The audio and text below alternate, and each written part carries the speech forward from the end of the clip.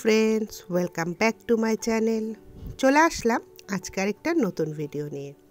কাছে দূরে, দেশ বা দেশের বাইরে থেকে যারা আমার ভিডিওটা দেখছো, তোমাদের সকলকে আমার অন্তর থেকে অনেক ভালোবাসা।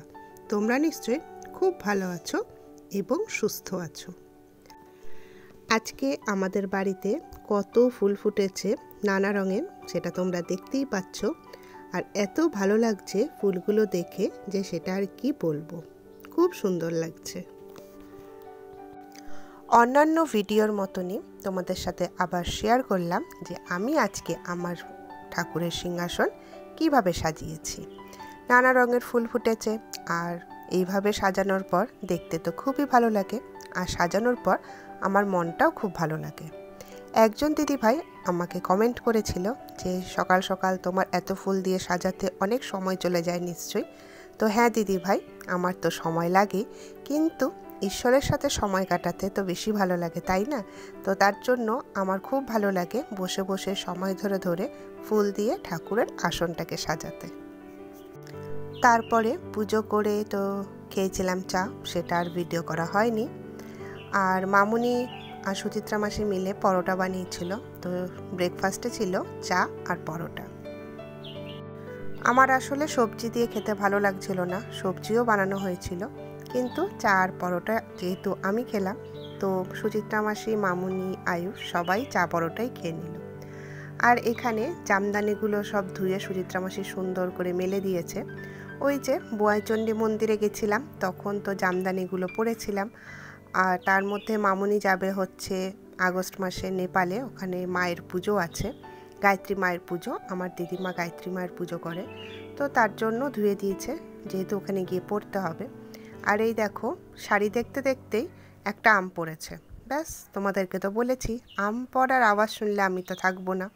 তো একটা আম ভালো পড়েছে, এই আমার হাতের আমটা বেশ সুন্দর, কিন্তু আরেকটা আম পড়েছিল যেটা এই যে তোমার বেশি পাকা, এটা তো তার জন্য পড়ে একদম থেতলে গেছে, এটা তো নেওয়াই যাবে না।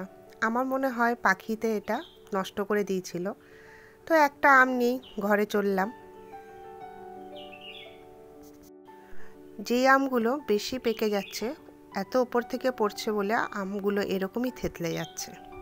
তোমরা যারা এখনো পর্যন্ত আমার ভিডিওটা লাইক করোনি, তারা প্লিজ ভিডিওটা লাইক করে দিয়ে আমার পাশে থেকো। আর যারা নতুন বন্ধুরা আমার ভিডিওটা নতুন দেখছো বা আমার চ্যানেলে নতুন এসেছো, তারা প্লিজ আমার চ্যানেলটাকে সাবস্ক্রাইব করে দিয়ে আমার পাশে থেকো, আর আমার জন্য একটু ওয়েট করো। আর তোমাদেরকে তো দেখিয়েছিলাম যে এই নীল প্লাস্টিকটা দেওয়া হয়, তার কারণ হচ্ছে বৃষ্টি হলেই সব জল ঘরে ঢুকে যায়, তো তার জন্য এই প্লাস্টিকটা পাপা আটকে দিয়েছে। তারপরে শুরু করে দিলাম রান্না বান্না। আর এখন তো ওয়েদার এমন হচ্ছে, পুরো মেঘটা কালো হয়ে আসছে, মনে হয় কি যে এক্ষুনি বৃষ্টি নামবে। বৃষ্টি না হয়ে কি হচ্ছে, আবার রোদ উঠে যাচ্ছে, আবার 10 মিনিটের মতো বৃষ্টি হচ্ছে, তখন হয়তো ওয়েদারটা একটু ঠান্ডা হচ্ছে, আবার গরম পড়ে যাচ্ছে। কি যে হচ্ছে ওয়েদারটা। আর এদিকে মাছের ঝোল আমার বানানো কমপ্লিট হয়ে গেছে। আর বানিয়েছি হচ্ছে ভেন্ডি দিয়ে মাছের ঝোল, যেটা আমি আর আয়ুষ ভীষণ পছন্দ করি প্লেন মাছের ঝোলের থেকে। মানে আয়ুষ যদি একবার উঁকি মেরে দেখে এসে এক্ষুনি যে ভেন্ডি দিয়ে মাছের ঝোল হয়েছে, ও তো ভীষণ আনন্দ পাবে। আর তার সাথে যে রান্নাগুলো করা হয়েছে সেগুলো হচ্ছে, এখানে লতি বানানো হয়েছে, তবে লতিটা আমি না, সুচিত্রা মাসি বানিয়েছে। সুচিত্রা মাসি একটু শক্ত শক্ত মানে রাখে লতিটা, সেটা বেশি পছন্দ করে আর কি। আর এটা মাছের ডিম দিয়ে টক বানিয়েছে সুচিত্রা মাসি। আর এখানে আছে হচ্ছে শশা। এই শশাগুলো তো ভীষণ ভালো লাগে, এগুলোকে বলে মাচার শশা। তোমাদের ওখানে কি বলে তোমরা অবশ্যই আমাকে কমেন্ট করে জানিও। আর এই শশাগুলো না চোকলা ছাড়াই না, এমনিই খেয়ে নিই, দারুণ লাগে। তারপরে চলে আসলাম একেবারে ডিনার বানাতে, তবে আজকের ডিনারটা একটু অন্যরকম বানাচ্ছি। এটা কি বানাচ্ছি বলো তো? এটা বানাচ্ছি ঘুগনি। পাপা যখন ঘুগনি খায় আর কি, একটু মানে মটরটা শক্ত শক্ত থাকবে সেটাই পছন্দ করে, তো সেই হিসাবে বানিয়ে নিচ্ছি ঘুগনি। আর সেই স্পেশাল জিনিসটা কি সেটাও তোমাদের দেখাবো। তার জন্য এখানে আমি পেঁয়াজ কুচিয়ে নিয়েছি, শসা, ধনেপাতা, লঙ্কা সব সুন্দর করে কুচিয়ে নিয়েছি। আজকে বানাবো হচ্ছে চাট, আর চাটটাই হবে আজকে আমাদের ডিনার। তো তার জন্য এখানে টিকিয়া বানিয়ে নিচ্ছি, টিকিয়া চাটই বানাবো। পাউরুটি, আলু, তারপরে ধনেপাতা, চিলি ফ্লেক্স, গোলমরিচের গুঁড়ো সব একসাথে মেখে, মানে আলুটা সেদ্ধ ছিল, মেখে এইভাবে গোল গোল করে আমি টিকিয়া বানিয়ে নিয়েছি। আর এটা শুধু শুধু খেতেও খুব ভালো লাগে এই টিকিয়াগুলো। আর এই চাটটা আমি কিন্তু কোনো ইউটিউব দেখে শিখিনি, এই চাটটা আমি বানানো শিখেছি অনেক ছোটোবেলায়। সেটা হচ্ছে আমি ছোটোবেলায় মামার বাড়ি গেছিলাম, মানে নেপালে।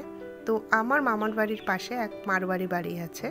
তো ওখানে গেলে ওরা, মানে যখন এরকম যেতাম, ওরা মাঝে মধ্যে এরকম চাট বানিয়ে খাওয়াতো। তো ওই আন্টিদের কাছ থেকেই আমার এই চাট বানানো শেখা আর কি। তখন আমি অনেকটাই ছোট, ওই 9-10-এ পড়ি। তো তখন শিখেছিলাম। তো তারপরে এটা আমি অনেকবারই বাড়িতে বানিয়েছি। তো আজকে অনেক দিন পর বানালাম আর কি, মাঝে অনেক দিন বানানো হয়নি। তো এই চাটটা বানাচ্ছি। আর এই চাটটা বানানোর সময় আমি একটা মিস্টেক করেছিলাম। সেই মিস্টেকটা কি সেটাও আমি তোমাদের সাথে শেয়ার করব, যে আমি কি ভুল করেছি। আর তার জন্য দেখো আমি পাপড়ি নিয়ে নিয়েছি, টক দই, যা যা লাগে সবই নিয়ে নিয়েছি। চলো তাহলে বানাই এবার চাটটা। চাট বানানোর শুরুতেই আমি টিকিয়াগুলো নিয়ে নিয়েছি আর সেগুলো পিস পিস করে নিচ্ছি। তো আমি এর মধ্যে যে মিস্টেকটা করেছিলাম সেটা হচ্ছে আমি একটা মশলা তৈরি করেছিলাম। ওই যে জিরে, ধনে, শুকনো লঙ্কা শুকনো খোলায় ভেজে নিয়েছিলাম, তারপর ওটা গুঁড়ো করে নিয়েছি।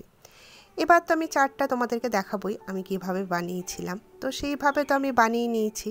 যখন খাচ্ছি তখন মনে হচ্ছে না, আগে যে আমি এতবার বানিয়েছি সেরকম গন্ধ আমি কেন পাচ্ছি না, ঠিক মনটা ঠিক পোষাচ্ছে না খেতে খেতে। তারপর হঠাৎ করে আমার মনে পড়লো, আরে আমি যে মশলাটা বানালাম সেটাই তো দিইনি, যেটার জন্য সুন্দর একটা স্মেল আসবে, খেতে টেস্ট লাগবে।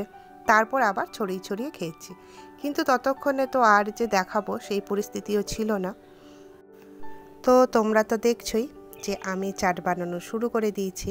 প্রথমে দিলাম টিকিয়াগুলো, তারপরে দিলাম যে পাপড়িগুলো বানিয়েছিলাম সেগুলো, তারপর দিয়ে দিলাম ঘুগনি, তারপরে দিলাম কুচনো শসা, পেঁয়াজ, কাঁচা লঙ্কা কুচি, আর তার উপরে দিয়ে দিচ্ছি ফেটানো টক দই। ওপর দিয়ে ছড়িয়ে দিচ্ছি টমেটো সস, তবে এখানে তেঁতুলের চাটনি দিলে বেশি ভালো হয়। ছড়িয়ে দিচ্ছি ধনেপাতা, আর এরপর অ্যাড করছি লবণ, তারপরে দেব গোলমরিচের গুঁড়ো। আর এই সময় সেই মশলাটা আমি বানিয়েছিলাম সেটা দিতে হবে, যেটা দিতে আমি একদমই ভুলে গেছিলাম, তোমাদেরকে তো বললামই। আর ওই মশলাটা দিলে কালারটাও না চেঞ্জ হয়ে যায়, উপর থেকে খুব সুন্দর লাগে দেখতে। আর তারপরে ছড়িয়ে দিলাম সেও ভাজা। এই হচ্ছে আজকে আমাদের ডিনার। কেমন লাগলো অবশ্যই কমেন্ট করে জানাবে। তাহলে আজ এই পর্যন্তই।